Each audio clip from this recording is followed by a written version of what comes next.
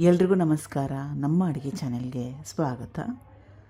ಇವತ್ತಿನ ವಿಶೇಷ ರುಚಿಕರವಾಗಿ ಆರೋಗ್ಯಕರವಾಗಿರೋಂಥ ಬೆಳಗ್ಗೆ ಟಿಫನ್ನು, ಮಧ್ಯಾಹ್ನದ ಊಟ, ಈವ್ನಿಂಗ್ ಸ್ನ್ಯಾಕು, ಲಂಚ್ ಬಾಕ್ಸು, ರಾತ್ರಿ ಊಟ ನಿಮಗೆ ಯಾವಾಗ ಇಷ್ಟ ಆವಾಗ ಈ ರೆಸಿಪಿನ ಮಾಡ್ಕೊಂಡು ತಿನ್ಬೋದು. ಮೊದಲನೇ ಸ್ಟೆಪ್ಪಲ್ಲಿ ಬಾಣಲೆ ಇಟ್ಕೊಂಡಿದ್ದೀನಿ. 1-2 ಚಮಚದಷ್ಟು ಎಣ್ಣೆ ಕಾದ ಮೇಲೆ ಸಾಸಿವೆ ಸಣ್ಣ ಚಮಚದಲ್ಲಿ 1 ಚಮಚದಷ್ಟು ಸಾಸಿವೆ ಸಿಡಿದ ನಂತರ ಕಡಲೆಬೇಳೆ, ಉದ್ದಿನಬೇಳೆ. ಕಡಲೆಬೇಳೆ ಕ್ವಾಂಟಿಟಿ ಜಾಸ್ತಿ, ಉದ್ದಿನಬೇಳೆ ಕ್ವಾಂಟಿಟಿ ಕಡಿಮೆ.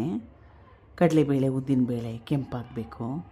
ಈಗ ಕಡಲೆಬೇಳೆ ಉದ್ದಿನಬೇಳೆ ಕೆಂಪಾಗಿದೆ. ಹಸಿರು ಮೆಣಸಿನ್ಕಾಯಿ 1, ಕರಿಬೇವಿನ ಸೊಪ್ಪು. ಇದಕ್ಕೆ ನೀರನ್ನ ಸೇರಿಸ್ಕೊಳ್ತಾ ಇದ್ದೀನಿ 1 ಗ್ಲಾಸಷ್ಟು. ರುಚಿಗೆ ತಕ್ಕಷ್ಟು ಉಪ್ಪು.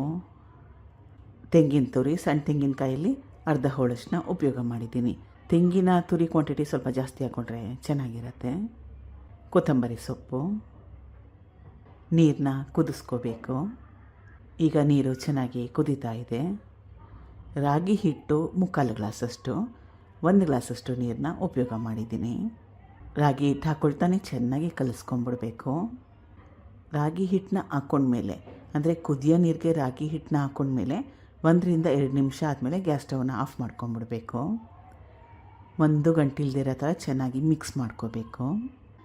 ಎಲ್ಲ ಪದಾರ್ಥಗಳನ್ನ ಚೆನ್ನಾಗಿ ಹೊಂದ್ಕೊಳ್ಳೋ ಥರ ಮಿಕ್ಸ್ ಮಾಡ್ಕೊಂಡಿದ್ದೀನಿ. ಈಗ ತುಂಬಾ ಜಾಸ್ತಿ ಬಿಸಿ ಇದೆ, ಸ್ವಲ್ಪ ಮಟ್ಟಕ್ಕಷ್ಟೇ ಆದರೂ ತಣ್ಣಗಾಗಬೇಕು. ಈಗ ಉಕ್ಕರಿಸ್ಕೊಂಡಿರೋ ರಾಗಿ ಹಿಟ್ಟೆಲ್ಲ ಸ್ವಲ್ಪ ಮಟ್ಟಕ್ಕಷ್ಟು ತಣ್ಣಗಾಗಿದೆ. ಇದನ್ನು ಸುಮಾರು 1-2 ನಿಮಿಷ ಚೆನ್ನಾಗಿ ನಾದ್ಕೋಬೇಕು. ನಾದ್ಕೊಂಡ್ಮೇಲೆ ಈ ರೀತಿಯಾಗಿ ಸ್ವಲ್ಪ ಹಿಟ್ಟನ್ನ ತಗೊಂಡು ಶೇಪ್ ಮಾಡ್ಕೋಬೇಕು. ನಿಮ್ಗೆ ಯಾವ ಶೇಪಲ್ಲಿ ಬೇಕೋ, ಯಾವ ಆಕಾರದಲ್ಲಿ ಬೇಕೋ ಆ ಆಕಾರದಲ್ಲಿ ಮಾಡ್ಕೋಬೋದು. ಇದು ಮಂಗಳೂರು ರೆಸಿಪಿ, ಅಕ್ಕಿ ಪುಂಡಿ ಅಂತ ಮಾಡ್ತಾರಲ್ಲ, ಸೇಮ್ ರೆಸಿಪಿ. ನಾನು ಅಕ್ಕಿ ನುಚ್ಚಿಗೆ ಅಥವಾ ಇಡ್ಲಿ ರವೆಗೆ ಬದಲಾಗಿ ರಾಗಿ ಹಿಟ್ಟನ್ನು ಉಪಯೋಗ ಮಾಡಿದ್ದೀನಿ. ಇದನ್ನು ಹಬೆಯಲ್ಲಿ ಬೇಯಿಸ್ಕೋಬೇಕು. ಸುಮಾರು 15-20 ನಿಮಿಷ ಗ್ಯಾಸ್ ಸ್ಟವ್ನ ಮೀಡಿಯಮ್ ಫ್ಲೇಮ್ನಲ್ಲಿ ಇಟ್ಕೊಂಡು. ರಾಗಿ ಹಿಟ್ಟು ಚೆನ್ನಾಗಿ ಬೆಂದರೆ ಒಳ್ಳೆಯದು, ಬೇಗ ಕೂಡ ಜೀರ್ಣ ಆಗುತ್ತೆ ಚೆನ್ನಾಗಿ ಬೆಂದರೆ. ಈಗ ರಾಗಿ ಹಿಟ್ಟಿನ ಪುಂಡಿ ರೆಡಿಯಾಗಿದೆ. ಮೃದುವಾಗಿದೆ, ಟೇಸ್ಟಿಯಾಗಿದೆ, ರುಚಿಯಾಗಿದೆ.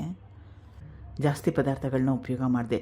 ಸಿಂಪಲ್ಲಾಗಿರೋ ಕಾಯಿ ಚಟ್ನಿ ಮಾಡ್ಕೊಳ್ಳಿ, ಅದ್ರ ಜೊತೆಗೆ ಇದು ಸಕ್ಕ ಟೇಸ್ಟಿಯಾಗಿರುತ್ತೆ. ಚಟ್ನಿ ಪುಡಿ ಇದ್ರೂ ಕೂಡ ಸಾಕಾಗುತ್ತೆ. ಟ್ರೈ ಮಾಡಿ ಒಂದು ಸಲ. ತುಂಬಾ ಆರೋಗ್ಯಕರ, ರುಚಿಕರ, ಟೇಸ್ಟಿಯಾಗಿ ಕೂಡ ಇತ್ತು. Thank you for watching. ಧನ್ಯವಾದಗಳು.